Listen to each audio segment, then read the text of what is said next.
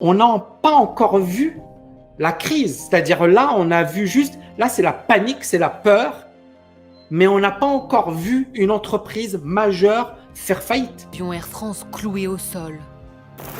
Des usines PSA à l'arrêt. L'avenir de certains fleurons tricolores est menacé par la pandémie. Alors pour les soutenir, C'est justement les programmes massifs des gouvernements. Que ce soit la Fed, que ce soit la BCE, que ce soit les États, ils y sont allés à fond. Ils ont sorti le bazooka. La Banque Centrale Européenne qui débloque 750 milliards d'euros supplémentaires qui s'ajouteront à des sommes déjà annoncées. Au total, plus de 1050 milliards d'euros d'ici la fin 2020. Jamais la Banque Centrale Européenne n'avait injecté autant d'argent en aussi peu de temps. Une somme gigantesque. Maintenant, est-ce que ça va régler le problème? Non, c'est pas suffisant. Les taux d'intérêt politiques monétaires, elles sont impuissantes parce que les taux d'intérêt sont historiquement faibles. Les gens n'ont plus confiance. Et on est bien d'accord que l'économie, c'est pas juste tu baisses les taux d'intérêt. L'économie, c'est le travail, c'est la recherche, c'est le développement, c'est l'innovation. C'est ça ce qui fait fonctionner l'économie à long terme. Je vais revenir sur les marchés. Aujourd'hui, on a eu un rebond historique. Alors, je vais revenir rapidement sur... on m'a beaucoup posé la question sur Total. OK. Total. Et je vais revenir ici sur une base jour. Donc, Total, on a eu une action qui valait 21, donc qui a pris quasiment 30% en quelques jours. Donc, c'est vraiment impressionnant. D'accord? Et puis, je vais ici revenir sur une valeur américaine, ExxonMobil. ExxonMobil, est-ce qu'elle a rebondi aussi bien que Total? Voilà, c'est ici. Hein.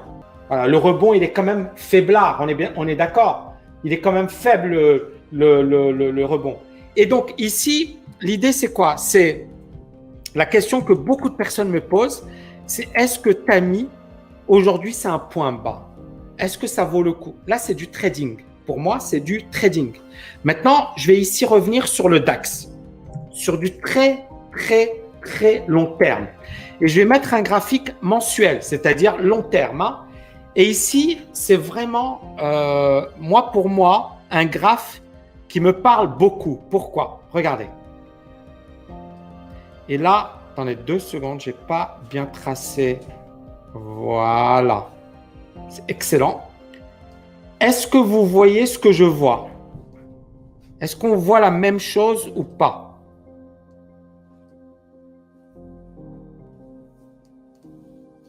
Est-ce que vous voyez la même chose que moi ou pas? C'est-à-dire que le DAX, il a corrigé fortement et il est venu se poser sur le plus haut de 2007 et le plus haut de 2000. C'est historique, 2 niveaux historiques.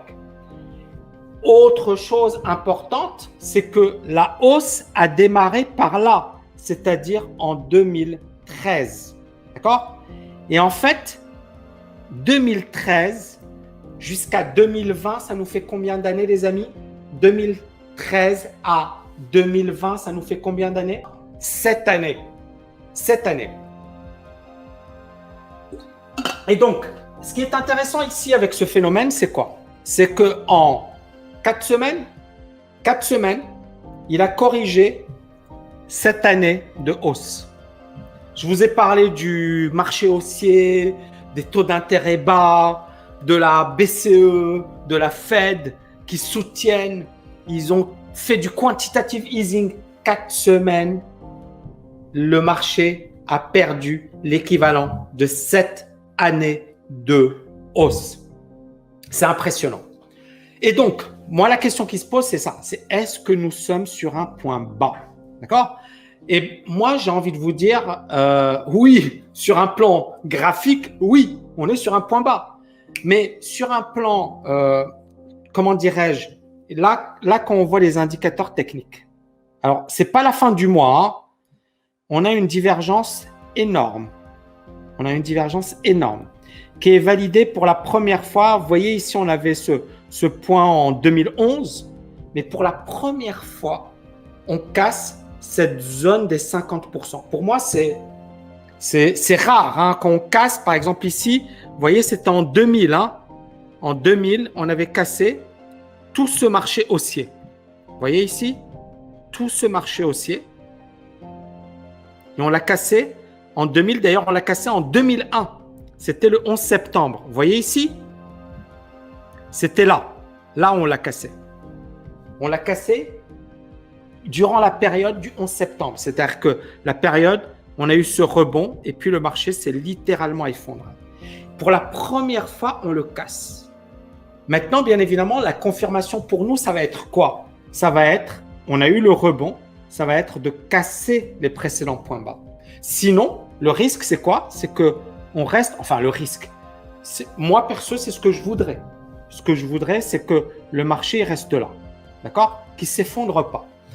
Maintenant, pourquoi le marché a baissé aussi fortement? Tout simplement parce qu'il y a eu une incertitude majeure et que économiquement, c'est un désastre. C'est le plus grand choc économique qu'on ait jamais connu depuis la Deuxième Guerre mondiale. Parce que depuis la Deuxième Guerre mondiale, l'économie elle est en croissance. Là, pour la première fois, on va être en croissance négative. D'accord. Et l'OCDE, oui, dans ses prévisions d'hier, a fait 2 scénarios en disant voilà, par rapport à notre prévision précédente de 3%, scénario, disons, modéré, on enlève un demi-point, ce qui est déjà très, très important à l'échelle mondiale. Mais scénario de crise un peu durable et grave, on divise ce niveau de croissance par 2, ce qui signifie en fait une récession pour beaucoup de pays dans le monde. On va produire moins. Et on parle même parfois de moins 5%. Certains économistes parlent de moins 10% et plus. Donc, c'est extrêmement intéressant. Pourquoi? Parce que ça veut dire que ici, peut-être qu'on est en train de corriger un cycle économique majeur. C'est-à-dire une hausse. Vous voyez ici, on a une hausse là qui a démarré voilà, dans les années 70. Ça, c'est le choc pétrolier. Je ne sais pas si vous en rappelez. Donc, le choc pétrolier. Et c'était la fin d'une période de croissance de 30 années. Entre 1945, là, je vais mettre, ouais, ok. Entre 1945 à, 1970, d'accord? 1975, on parle des 30 glorieuses. Vous en avez déjà entendu parler? Donc, c'était quoi? C'était 5% de croissance par an. Taux de chômage inexistant. C'était 2%, 3%. Ça n'existait pas. Il n'y avait pas de chômage. Hein. Et puis, l'économie au beau fixe. Pourquoi? Parce qu'on était en train de reconstruire. Donc, pendant 30 années, on a eu ce que l'on appelle les 30 glorieuses. Et puis, on est rentré dans la phase des années 70, ce qu'on a appelé le choc pétrolier. Et là, on a eu une baisse de la croissance et on a eu également de l'inflation, c'est-à-dire les prix qui montaient fortement. Et les années 80, on a eu des politiques restrictives, des politiques monétaires avec hausse des taux d'intérêt, parce qu'en France, l'inflation, elle dépassait les 14%. D'accord? C'est-à-dire aujourd'hui, on a une inflation qui ne dépasse pas les 2%, on se disait c'est normal. Non, avant, on avait une inflation qui était très, très, très élevée. D'accord? Et donc, on voit bien ici, sur un plan marché financier, je vais revenir sur les marchés financiers, on voit bien ici cette période pendant 10 ans, durant laquelle, je reviens ici, vous voyez ici, pendant 10 ans, ok, pendant 10 ans, le marché ne fait rien. Le marché ne fait rien. On a un ralentissement de la croissance et on a une hausse du chômage et on a de l'inflation. Et le pétrole qui monte, l'or à un certain moment qui explose, etc. Puis, on voit cette phase qui démarre ici, qui démarre là. En 82. D'accord? Et ça, c'est les politiques libérales. Thatcher, Reagan. On a Mitterrand en France, mais Mitterrand va rapidement passer de socialiste à libéral, d'accord? Parce que on va avoir une inflation de fou. Parce que quand Mitterrand il est arrivé, il a dit on va augmenter les salaires, etc.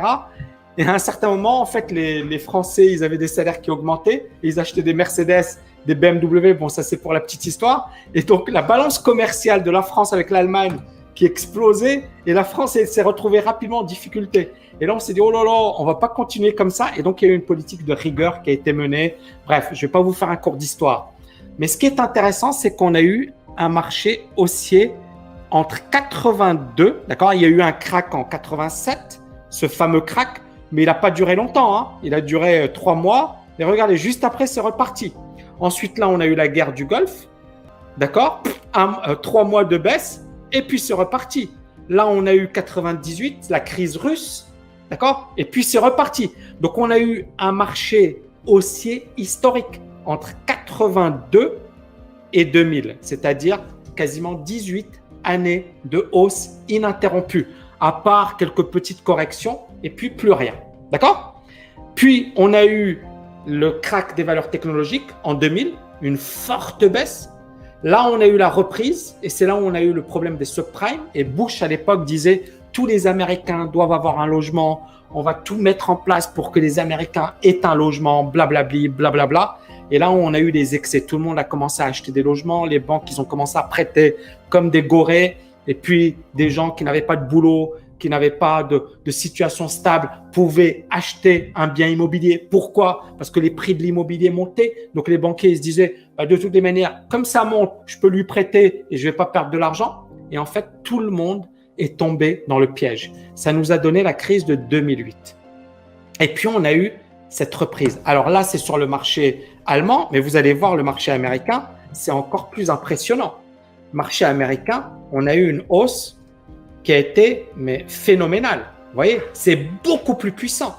Et là, attention, parce que regardez, le DAX a corrigé fortement. Pourquoi? Parce que la hausse, l'Europe n'a pas connu une croissance aussi forte que celle des États-Unis. L'Europe a eu un taux de chômage élevé. Donc, l'Europe n'a pas eu les performances des États-Unis, ce qui explique la hausse des marchés américains.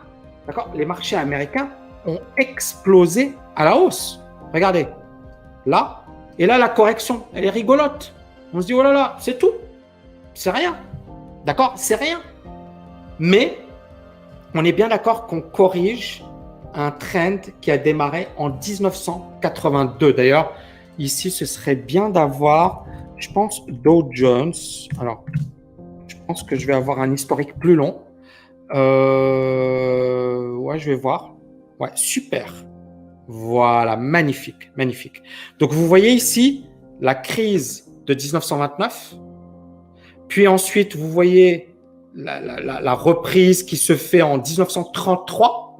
Donc, 4 années après, d'accord? 1929, 1933. Malgré la Deuxième Guerre mondiale, vous voyez ici, c'est la Deuxième Guerre mondiale. On a une reprise qui se fait juste après la Deuxième Guerre mondiale, d'accord? Et donc, on a un marché haussier qui démarre par là, donc 1945, vous voyez? On a ensuite une période de stagnation, mais qui va jusqu'aux années 70, hein, vous voyez ici? 1970, c'est là, d'accord? Puis, on a une grosse période de stagnation et puis un marché haussier historique. Maintenant, la question qui se pose, c'est ça. C'est est-ce qu'on va corriger un mouvement? Si oui, lequel? Est-ce qu'on va corriger le mouvement qui démarre depuis 1982 ou juste ce mouvement? D'accord? Si on corrige ce mouvement, la baisse qu'on a eue, elle est déjà pas mal, d'accord? Sauf qu'on le voit bien sur un plan économique, on n'a pas encore de visibilité. On n'en est qu'au début de la crise. On n'a pas encore évalué les dégâts. Et puis même si on trouve le remède au coronavirus, et même si tout le monde est soigné et reprend le travail, les dégâts sont déjà là. C'est-à-dire qu'il y a des entreprises qui sont au bord de la faillite.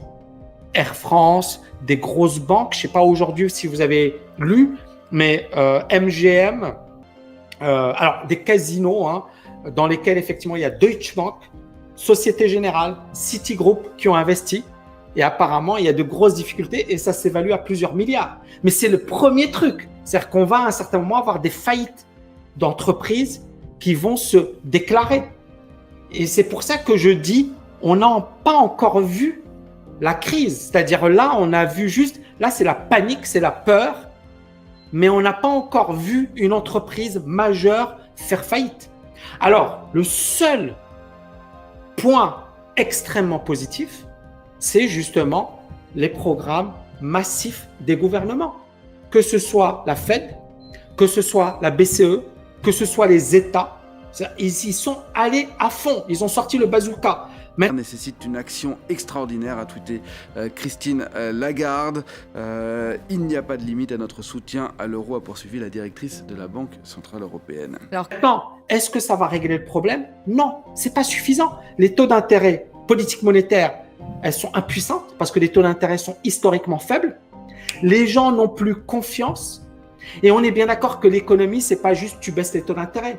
L'économie, c'est le travail, c'est la recherche, c'est le développement, c'est l'innovation. C'est ça ce qui fait fonctionner l'économie à long terme. Donc, toutes ces politiques, c'est bien à court terme. C'est-à-dire que ça a permis de colmater les brèches.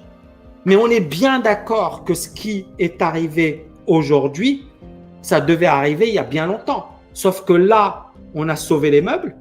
Et puis, pendant 10 ans, on a eu des politiques monétaires extrêmement accommodantes. Et là, ce choc économique, il a surpris tout le monde. Ce choc sanitaire qui est devenu un choc économique a surpris tout le monde.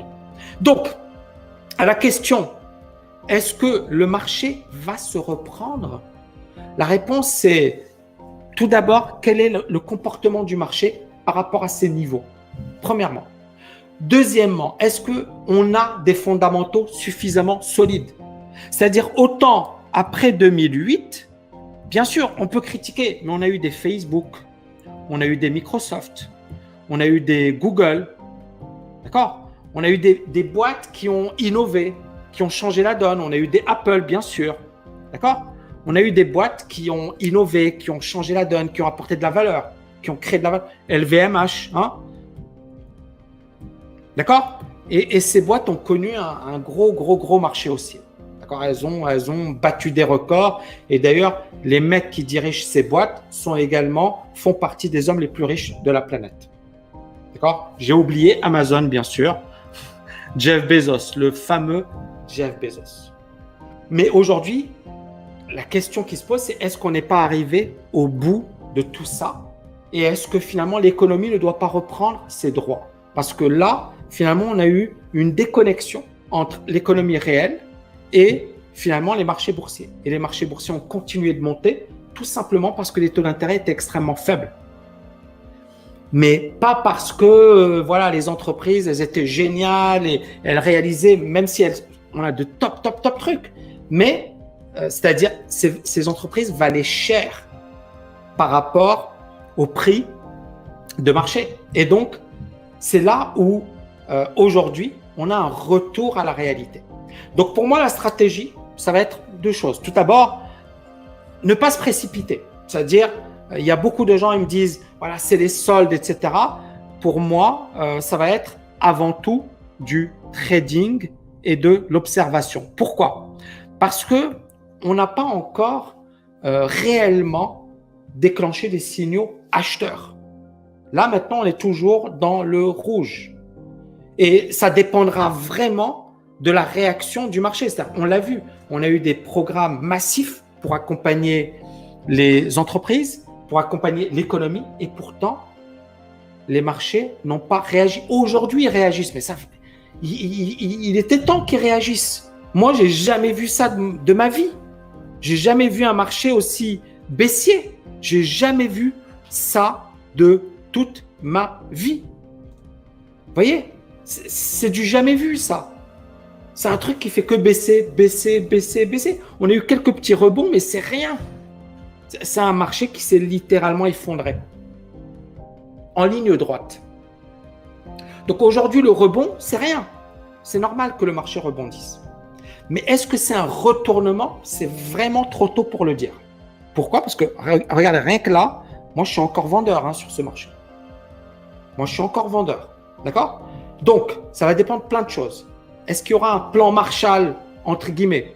J'en doute un peu. D'accord? Parce que Trump, vu comment… voilà.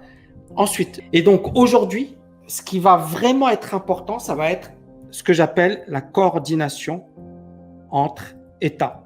C'est-à-dire que finalement, Si les États font cavalier seul, c'est-à-dire que la France dit, voilà, moi je suis dans mon coin, l'Allemagne dans mon coin, les États-Unis dans son coin, la Chine dans son coin, ça va être la guerre. Et là, on va avoir des hausses des taux d'intérêt, on va avoir des capitaux qui vont aller dans tous les sens, et on va avoir vraiment une situation qui risque de s'aggraver. Maintenant, si les États, à un certain moment, se disent, OK, là, on est tous dans la merde, mais la seule manière de régler la situation, c'est vraiment une coordination. Donc, il va y avoir un G20 exceptionnel, je pense.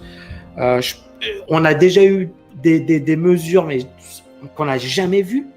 La Fed, la Réserve fédérale américaine, la Banque centrale américaine, qui explique que aucune limite. Ils vont mettre tout ce qu'il faut pour soutenir l'économie. Donc, c'est du jamais vu. Mais là, on est dans une situation extrême.